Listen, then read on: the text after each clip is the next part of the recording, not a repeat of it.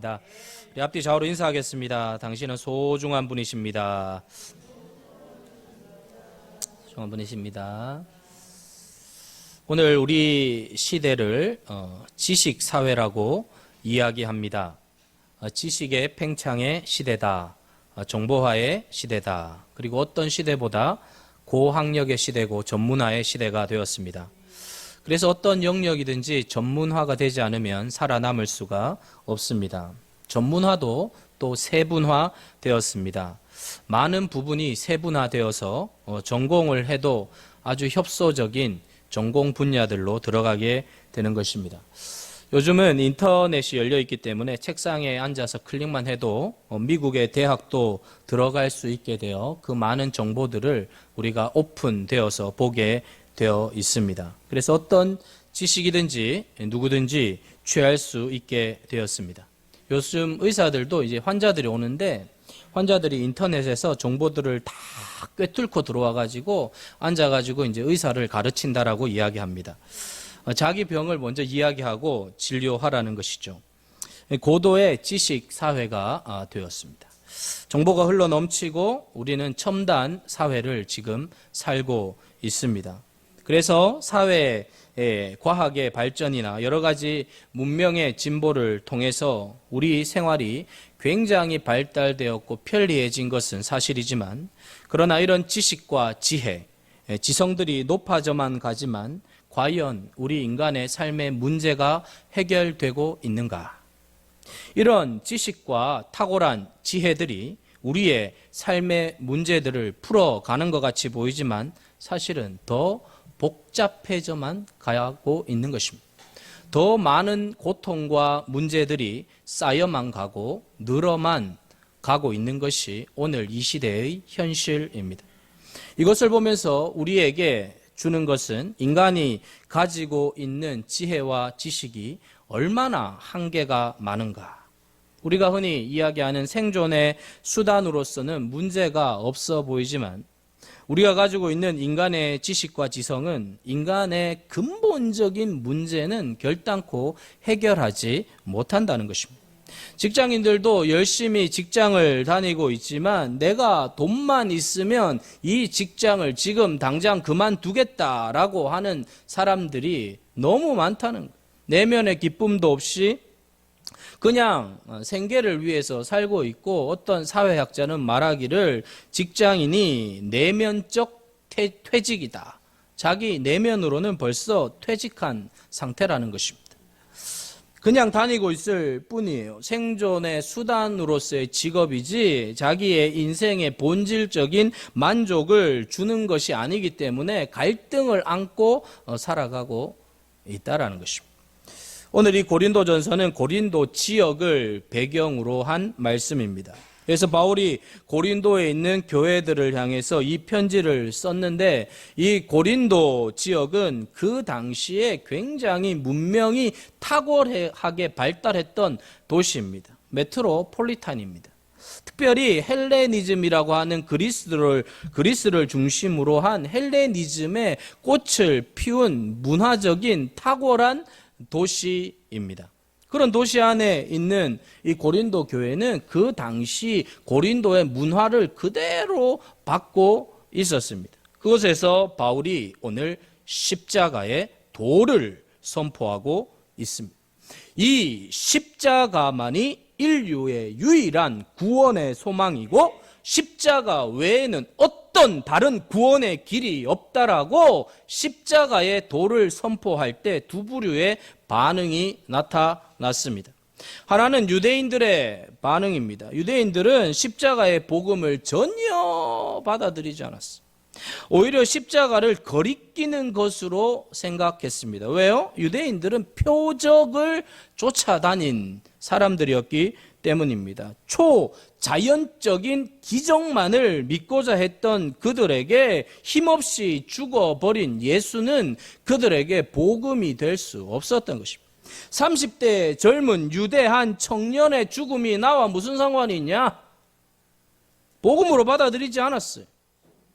또 헬라인으로 대표되는 이방인들도 똑같은 반응입니다. 심오한 철학과 지식에 관심을 가지고 있었던 그들은 예수 그리스도의 십자가의 복음에 전혀 관심을 갖지 않았어요. 지식을 중요하게 생각하는 헬라인들에게 복음의 메시지는 아주 천박해 보였던 거죠. 로마의 십자가의 형틀에서 죽어버린 그 예수에게 무슨 복음이 있느냐? 무식한 소리 좀 그만해! 학문적 가치가 없으면 아무것도 받아들이지 않았어요. 전혀 어필이 되지 않았습니다. 특별히 로마라고 하는 강력한 힘을 숭배하고 있는 그 시대 속에서 십자가에 무기력하게 매달려 있는 형체를 알아볼 수 없는 예수에게서 복음을 찾아낸다는 것은 매우 어려운 일이었어요. 그래서 바울은 오늘 18절에 표현하기를 십자가의 도가 멸망하는 자들에게는 미련하게 보인다 그랬어요.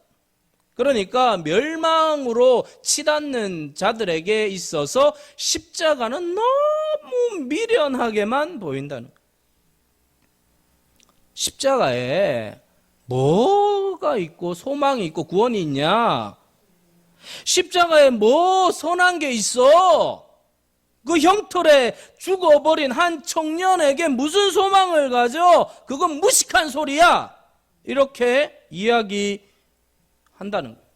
흥미롭지 않은 주제였습니다. 특별히 고린도 교회는 헬라 문화를 아주 지대하게 받았어요. 헬라인들은 지혜를 추구한 자들입니다. 이 지혜라고 하는 것은 다양한 철학을 의미하죠. 당시 고린도 아래는 다양한 학파들이 있었습니다. 그들은 웅변술과 토론의 문화가 굉장히 발달했고 길거리에 언제나 변사들이 있어가지고 그 변사들과 만나서 다양한 주제들을 토론하고 이야기하는 것이 그 당시의 일상이었어요. 어느 스승에게 무엇을 배웠느냐에 따라 그것이 자신의 자랑거리가 되었습니다. 이런 문화 때문에 고린도 교회 안에도 아볼로파, 바울파, 게바파 이런 파들이 만들어지게 되었고 바로 그것은 헬라 문화의 영향을 받은 것입니다. 그들에게 가치란 뭐냐? 내가 얼마나 아느냐로 가치를 매겼어요. 얼마나 많이 아느냐, 많이 아는 것을 가치로 여겼던 사람, 고린도 교인들 역시 그 영향으로 새로운 지식을 찾는 것에 그들의 에너지를 다 소모하고 있었던 것입니다. 그들은 무엇인가 더 고상하고 수준 높은 지식을 찾고자 했던 것이죠. 오늘날 교회에도 이런 현상들이 다분히 나타나고 있죠. 주지주의적 그런 현상일 수 있는데 뭔가 나에게 수준 높은 이야기들이 솔깃하게 들려지는 것에 관심들이 굉장히 많아지고 있습니다. 하나님의 말씀을 앉아 들으면서 내 영혼의 변화가 일어나고 이 말씀이 선포되어질 때마다 우리 영혼이 더욱 깊어지고 풍성해지고 변화되고 새로워지는 것에 대한 관심보다는 좀 더 나에게 솔깃하게 다가오는 어떤 소리가 없나라는 것에 지금 한국교회 강단들이 흘러가고 있다는 것입니다. 여러분, 교회 안에 교회가 학원이 되었다 이런 말이 지금 돌고 있습니다. 교회 안에 너무나 많은 프로그램들이 개설이 되어서 교리대학, 성경대학, 구파, 신파, 구파는 뭐냐? 구약 파노라마, 신약 파노라마 막 쫙 펼쳐지는 것을 습득하면 이제 어깨에 힘이 딱 들어가는 거예요. 구파 몰라? 막 이래. 신파 몰라? 아, 구파가 뭐야? 이러면 있잖아, 구약 파노라마야, 막 이러면서 막 이게 힘이 들어가는 이게 어떤 알미 계급이 된 거예요. 계급장이 된 거죠. 우리 잘 아는 것처럼 미국의 유명한 대학이 하버드, 프린스톤 대학이 있습니다. 여러분, 그 하버드가 신학교였어요. 신학교였는데 인문학으로 바뀌면서 여러분 철저히 신본주의 학문에서 인본주의로 다 바뀌어버려요. 여러분 연세대, 이화여대 다 신학교였잖아요. 여러분 선교사님들이 와서 세운 학문이에요. 거기에 인본주의 학문이 들어오면서 완전히 인문화되었어요. 제가 총신대학교 다닐 때 총신대학교에 의대가 들어온다는 얘기가 있었어요. 그걸 추진했었어요. 근데 막 다 막았어요. 왜? 여러분, 총신대 의대 들어가면 끝난 거예요. 인본주의로 끝나는 것입니다. 선악과를 따먹은 인간은 그 지성이 하나님을 떠난 지성이 될 때 얼마나 불행하게 되는가를 대표적으로 보여주고 있죠. 여러분, 오늘 이 시대를 영성의 시대라고 이야기합니다. 여러분, 서양에서도 동양에 대한 관심을 많이 갖고 있습니다. 달라이 라마에 대해서 관심을 굉장히 많이 갖고 있는데, 서구 사회가 관심을 갖는 것은 이 물질적 풍요가 채울 수 없는 내면적 공허함을 그것으로 막 채우려고 하고 있는 거예요. 그런 환경 속에서 오늘날과 같이 지성적 사회 속에서 기독교가 어떤 면에서 지성인들에게 반감을 갖도록 하는 것이죠. 예수 그리스도의 십자가가 너무나 둔탁하고 어떻게 보면 무지해 보이고 미련하게 보이는 십자가의 복음만이 인류의 유일한 구원의 길이다라고 외치는 이 진리 앞에 사람들은 무식한 소리 그만해 라고 하면서 반감을 갖고 있는 것입니다. 바울이 처한 시대도 마찬가지. 고린도 이전에 바울이 사역한 곳이 아테네입니다. 이 아테네는 철학적인 실력을 동원해서 정말 철학을 숭배하는 도시가 아테네예요. 이 도시에서 바울이 어떻게 설교를 했는가 하면 철학적 설교를 했어요. 철학을 가미해서 복음과 섞어서 굉장히 지적인 설교를 했어요. 결과는 참패였습니다. 아무도 반응하지 않았어요. 바울은 고린도 교회에 와서 완전히 달라졌습니다. 바울은 철저히 복음으로 승부하고 있습니다. 바울은 공부를 꽤 많이 한 사람입니다. 당시 가말리엘 문화생이었습니다. 여러분, 가말리엘 문화생이라 하면 끝난 거예요. 가말리엘에서 배웠다? 끝난 거예요. 물어보지도 않아요. 패스예요. 압도적인 지성의 꼭대기 정상에 있었어요. 너 어디서 공부했어? 가말리엘. 끝난 거예요. 그냥 고개 숙이는 거예요. 가만 나오면, 우리는 뭐 성적표 가 나오면 집에 가라지만 가 나오면 그 당시에는 그냥 패스예요. 말리엘? 끝난 거예요. 그 당시 최고의 지성 가말리엘 밑에서 모든 학문을 섭렵했던 인물이 누구냐? 바울이. 그러나 그는 지난날의 모든 학문을 이제 내세우고 싶지 않다는 거예요. 왜 그렇습니까? 예수 그리스도의 십자가를 분명히 만나고 그 십자가 앞에 자신의 모든 지성들이 다 물처럼 녹아 내렸기 때문입니다. 그래서 바울은 이 본문 안에서 확고한 그런 결단을 내리고 있어요. 십자가의 도 외에는 나는 어떤 것도 전하지 않겠다. 오늘 17절에도 보면 말의 지혜로 하지 않고 그리스도의 십자가가 헛되지 않도록 하겠다. 23절에도 우리는 십자가에 못 박힌 예수 그리스도만 전한다. 2장 1절에 내가 사람의 말과 지혜의 아름다운 말로 이제 너희들에게 전하지 않겠다. 2절에 내가 예수 그리스도의 십자가 외에는 이제 나는 아무것도 알지 않기로 작정했다. 결의를 했다는 거예요. 마음을 거기에 모든 걸 쏟아 놓았다는 거예요. 더 이상 인간적인 지혜나 지성에서 나온 자랑들을 내려놓지 않겠다. 가끔 여러분, 우리가 뭔가 좀 알면요, 남이 알지 못하는 지성을 좀 다듬어 놓으면 그걸 좀 드러내고 싶은 욕망이 있어요. 지적 허영이 다 있어요, 여러분. 여러분 없는 척 하면서 쳐다보고 계신데 다 있어요. 좀 알면 뭔가 좀 내가 뭐 얘기하고 싶고 이야기하고 싶어요.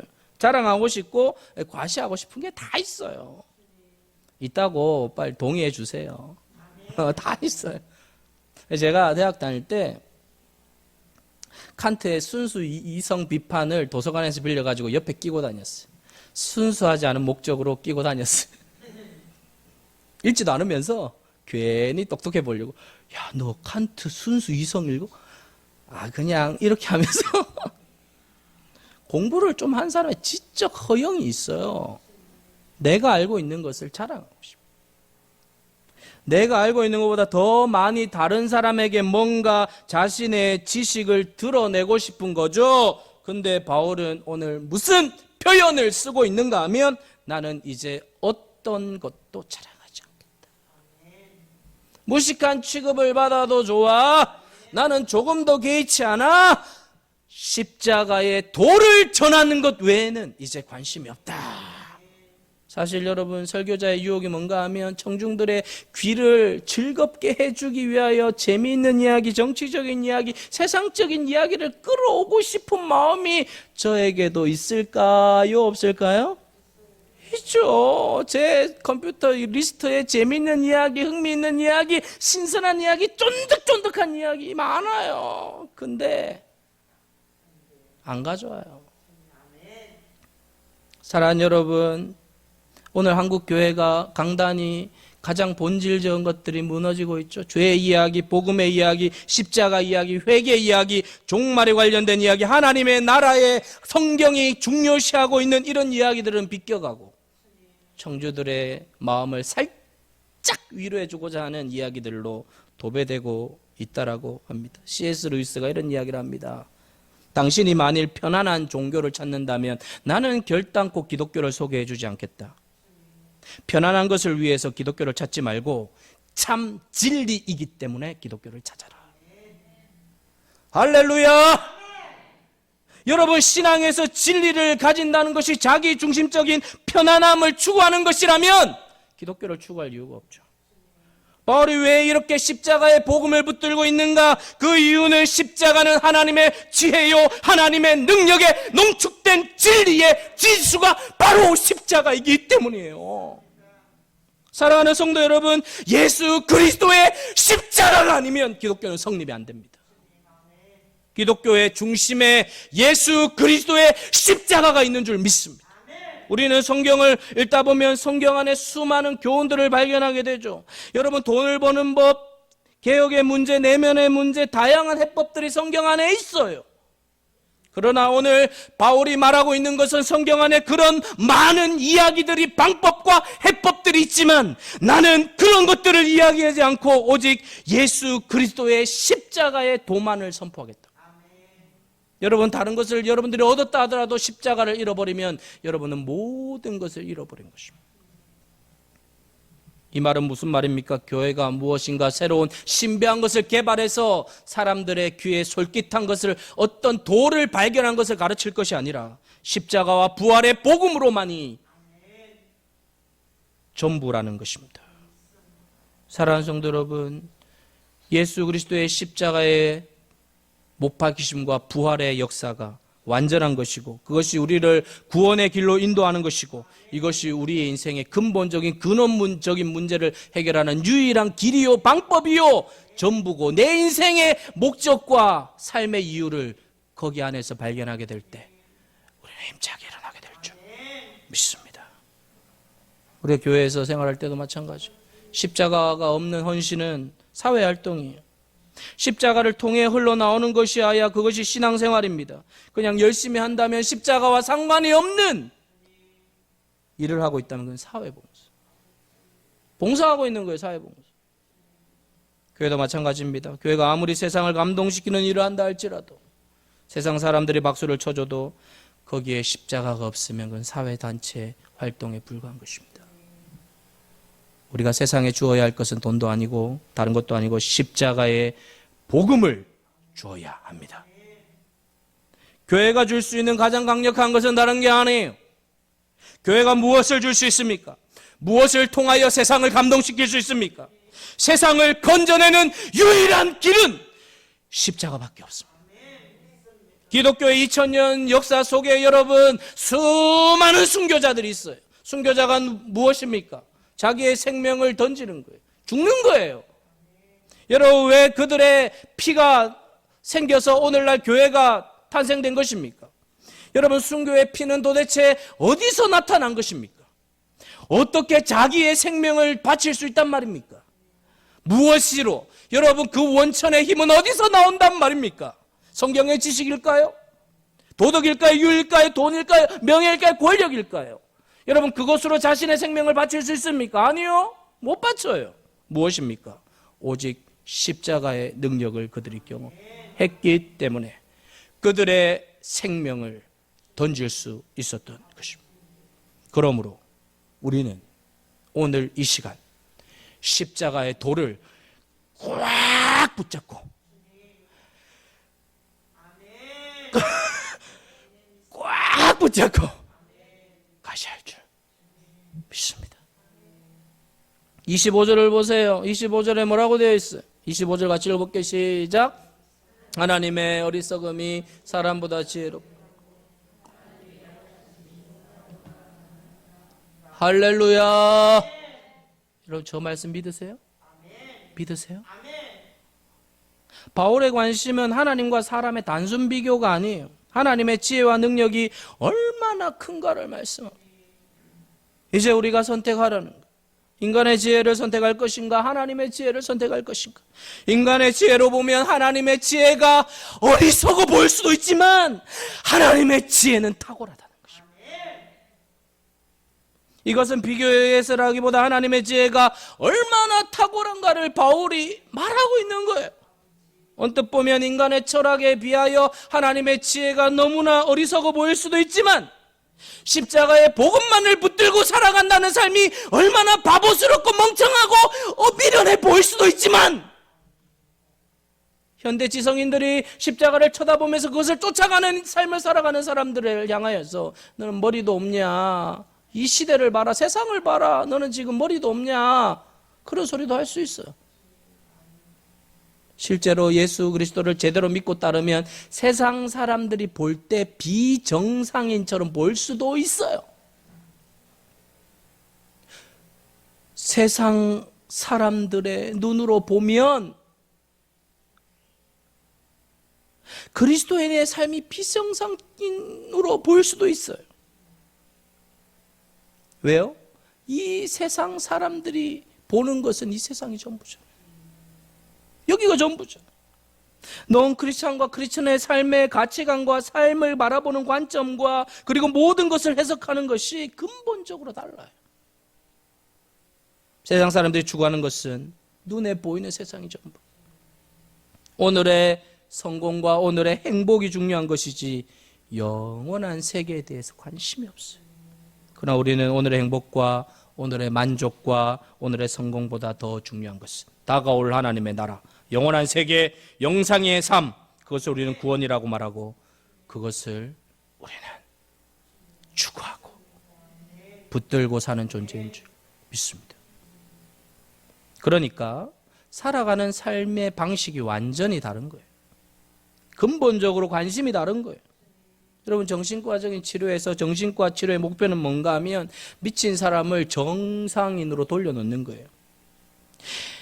그러나 기독교 영성의 목표는 뭐냐 하면 세상의 관점으로 봤을 때는 비정상인으로 만들어 놓는 거예요.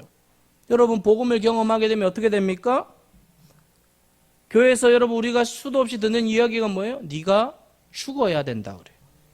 세상은 끊임없이 높아지려고 이야기하는데 교회는 낮아져라라고 이야기해요. 패러독스, 역설이에요.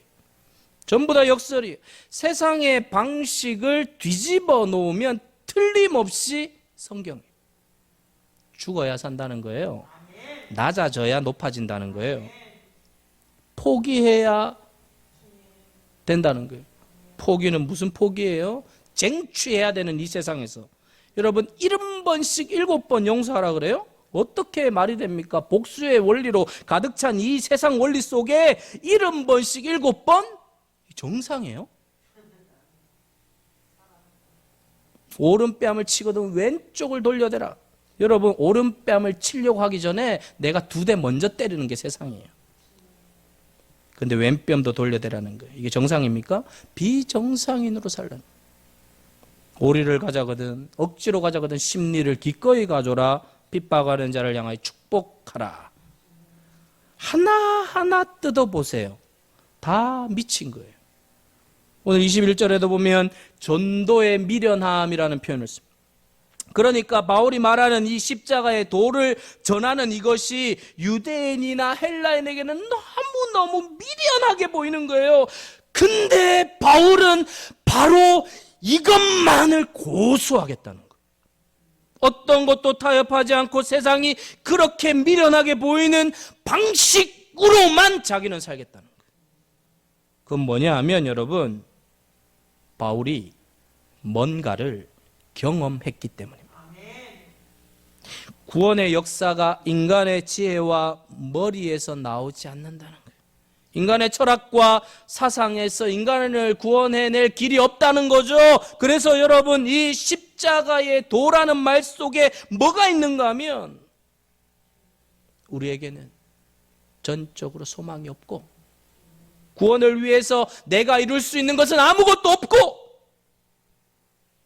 하나님 편에서 완벽하게 이루어 놓으신 십자가를 통해서 우리에게 허락하신 구원을 네가 그대로 믿음으로 받기만 하면 된다는 것입니다. 여러분, 이 구원의 과정과 은혜의 세계 안으로 들어오는 데는 복잡하지 않습니다. 바울은 담백한 죄인을 위하여 하나님의 아들이 인간의 몸을 입고 오시고 33년의 공생애를 사시다가 십자가에 우리의 모든 죄와 저주를 담당하시고 죽으신 그 하나님의 미련한 방법을 통하여 바로 저와 여러분을 구원해 내셨다는 그 사실을 오늘 이 시간 액면 그대로 받아들이시기를 축복합니다. 다른 사람에게 복음을 전할 때도 그대로 전하는 거예요. 내 유식한 지식을 절대 첨부하지 말고, 그럼 복음이 희석되는. 그러면 여러분 믿을 것 같은데 어떻게 되는 줄 아세요? 싸워요, 싸워. 나중에 예수 믿으라고 했다가 나중에 싸워요. 으이씨 하면서 다 빼버리고 그냥 십자가에 못 박히신 예수가 형제님을 위해서, 장애님을 위해서 죽으셨습니다. 그 주님 때문에 우리가 구원 얻습니다.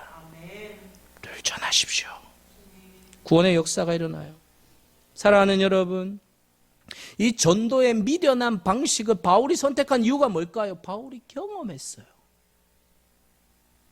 바울이 회심했던 걸 보면 철학적 감동이 아니죠. 무슨 이론과 지식에 빨려 들어가서 예수님을 믿은 게 아니에요. 가말리엘 탁월한 최고의 지성인 문화생이었지만 그 자신이 복음에 푹 빠졌던 이유는 십자가에 못 박히신 예수 그리스도를 그가 만난 것입니다.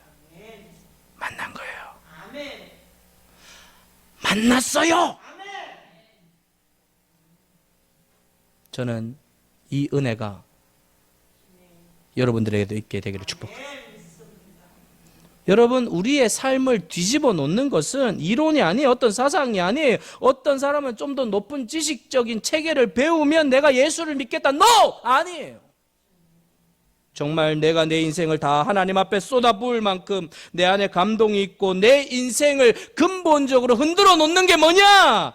십자가에 못 박히신 예수를 만나는 거예요. 그거 만나기 전에는 인생에 변화 없습니다. 십자가의 예수를 만나게 되니까 내가 알고 있었던 모든 성격적 지식들이 힘이 솟구치기 시작하는 거예요. 바울이 그걸 경험한 거예요. 바울이요, 깐깐한 분입니다. 지적인 능력은요 탁월한 사람이고요, 논리의 대가입니다. 철학의 대가고요, 손톱에 찔러도 피 한 방울 안 나올 사람이 바울이에요. 여러분 손톱에 바늘로 찔러 보셨어요? 여러분 그런 사람 본 적 있으세요? 아, 저 사람은 바늘에 뭐라고 해야 됩니까? 손톱에 바늘로 찔러도 피 한 방울 안 날 것 같은 사람 본 적 있으세요? 별로 없죠. 별로 없어요. 근데 저는 본 적이 있긴 한데, 근데 그 사람보다도 더 그런 사람이 누군가 하면 바울이에요. 아, 저 사람은 피 안 나와. 근데 이 사람이 뒤집어졌어요. 바뀌었어요. 원터치예요. 십자가에 예수를 만나서 뒤집어졌어요. 십자가에 못 박힌 예수님을 만나서 뒤집어졌어요. 내가 잘못 살았구나. 내가 정신 나간 짓을 했구나. 내가 미친 짓을 하면서 살았구나. 내가 왜 이렇게 살았지? 라고 하면서 뒤집어 놓았는데 완전 달라졌어요. 자기가 가졌던 모든 사상 체계들이 다 무너졌어요. 하나님의 아들 예수 그리스도가 나를 위하여 십자가에 달리신 그분의 그 패에 나의 이름이 달려서 내가 그 저주와 고통과 지옥의 고통을 받아야 되는데 그분이 다 받으시고 나를 살리셨구나.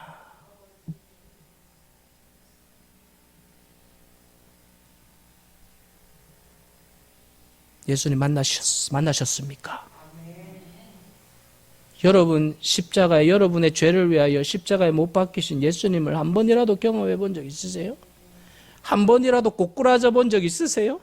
그분이 과연 내 인생의 목적이요 삶의 이유며 나의 모든 죄를 사하기 위하여 십자가에 죽으셨고 나에게 영원한 천국을 상속해 주기 위하여 보좌를 버리시고 이 땅에 오셔서 저와 여러분을 건지시고 살리신 그분을 만나본 적 있으세요? 붙들린 적 있으세요? 꼬꾸라져 본 적 있으세요? 저는 있어요. 그러니까 이렇게 침 튀어가며 설교하는 거예요. 있어요, 저는.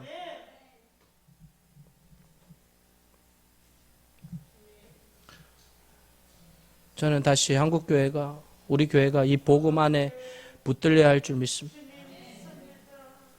여러분, 다 잊어버려도 십자가에 못 박히신 예수님이 내 죄 때문에 죽으셨다는 것을 붙드시고 다른 모든 것을 다 내려놓고 그 단순한 진리 앞에 여러분의 인생을 드리십시오.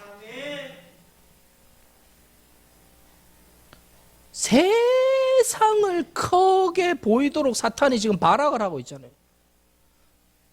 그러나 여러분, 우리가 과연 정말 지금 이 시간에 십자가의 복음을 듣고 있는 이 순간에 세상이 커 보이지 않고 하나님이 더 위대해 보이시고 커 보이시고 하나님의 능력이 대단해 보인다면 지금 우리는 잘 가고 있는 것입니다. 다른 클래스예요. 사도 바울은 그 지식으로 밥 벌어 먹으려고 산 사람이 아니에요. 그래서 그가 사도행전 20장 24절에서 이렇게 이야기하잖아요. 같이 읽어보겠습니다. 시작. 내가 달려갈 길과 주 예수께 받은 사명 곧 하나님의 은혜의 복음을 증언하는 일을 마치려면 나의 생명조차 조금 더 귀한 것으로. 이번 주간 이걸 수백 번 읽어보세요. 여러분 다르게 다가올 거예요. 생명을 바쳐도 아깝지 않다라고 이야기할 수 있는 것을 발견한 사람을 감당할 수 있는 세상은 없어요. 내 생명을 드려도 아깝지 않다라는 것을 발견했는데 그게 뭐예요? 예수 그리스도예요. 너무 멋있습니다. 빛을 본 겁니다. 길을 안 거예요. 내가 왜 살아야 되는지, 내가 왜 공부해야 되는지, 내가 왜 돈 벌어야 되는지, 내가 왜 이 땅에 호흡하며 살고 있는지를 안 거예요. 바울이 목이 몇 개 있는 사람이 아니에요. 목이 한 100개 있어가지고 요거 한번 드리고 그 다음에 요거 드리고 이게 하나밖에 없어요. 그 목을 드리는 거예요. 주님께 드리십시다. 주님께 드리십시다. 다른 데 드리지 말고 주님께 드리십시다. 주님께 드리면 우리보다 탁월한 지혜의 원천이신 하나님께서 탁월하게 우리의 인생을 이끌 것이고 이 땅 가운데 다시 복음의 역사를 강력하게 드러나게 할 줄 믿습니다. 칼 막스가 기독교는 아편이다 그랬어요. 이건 잘못된 평가고 잘못된 관점이지만 이 칼 막스가 볼 때 기독교인들은 뭔가에 빠져 있는 거예요. 그건 제대로 본 거예요. 지금도 북한이요 가장 무서워하는 집단은 기독교 집단입니다. 아편보다 더 강력한 힘이 복음이기 때문에 복음에 휘 감기게 되면 그 사람을 감당할 수 있는 것은 없어요. 십자가야말로 하나님의 지혜고 하나님의 마스터 플랜이고 하나님께서 하나님의 아들 보좌를 버리시고 이 땅에 오셔서 그 클라이막스에 십자가에 다시고 테텔레스타에 다 이루시고 완성하시고 그 정점에서 터져버렸어요. 그래서 여러분 이 복음이 다이너마이트가 되는 거예요. 로마서 1장 16절 같이 읽어보겠습니다. 시작. 내가 복음을 부끄러워하지 않아. 이 복음은 모든 믿는 자에게 구원을 주시는 하나님의 능력이 됨이라. 먼저는 유대인에게요. 그리고 하나님의 능력, 디나미스, 다이너마이트가 됩니다. 복음의 폭발력이 일어나는 거예요. 여러분 가슴에 뭔가 울림이 있습니까? 터짐이 있습니까? 주님이 역사하고 계시는 거예요. 이 세상에 붙들 수 있는 것은 이론도 철학도 사상도 이념도 내가 가지고 있는 어떤 경험도 10년만 지나보세요. 다 구닥다리가 돼요. 구닥다리. 옛날에야 뭐 10년이면 뭐 강산이 변한다 그러지만 지금 한 달이 강산이 변하고요. 산이 없어지고요. 그러나 여러분 십자가의 복음은 영원 변하지 않아요. 세월이 흐르면 흐를수록 역사 속에 언제나 기쁜 소식으로 남는 아무리 깨어지고 망가지고 상하고 짓밟히고 무너진 인생이라 할지라도 그리스도의 피 묻을 십자가의 복음에 터치만 되기만 한다면 역전의 역사, 반전의 역사가 일어날 줄 믿습니다. 저는 우리 세계교회가 십자가의 능력이 나타나는 교회가 되겠습니다. 십자가 앞에 한 번이라도 서본 적 있으세요? 십자가 앞에 한 번이라도 서본 적 있으세요? 없어요. 미국의 I can do it, 나는 할 수 있다, 긍정의 힘을 외쳤던 교회는 문 닫았어요. 그러나 여전히 십자가를 외치고 십자가가 전부고 복음의 십자가가 생명이고 전부고 우리 인생의 목적이고 본질이라고 하는 교회들은 시간이 가면 갈수록 강력해지고 영혼을 살리고 일어나고 있습니다. 이번 주 고난주간 십자가 앞에 서십시다. 그리고 십자가를 통해서 들려지는 그 메시지에 귀를 기울이십시다. 주님이 여러분들에게 말씀하실 것입니다.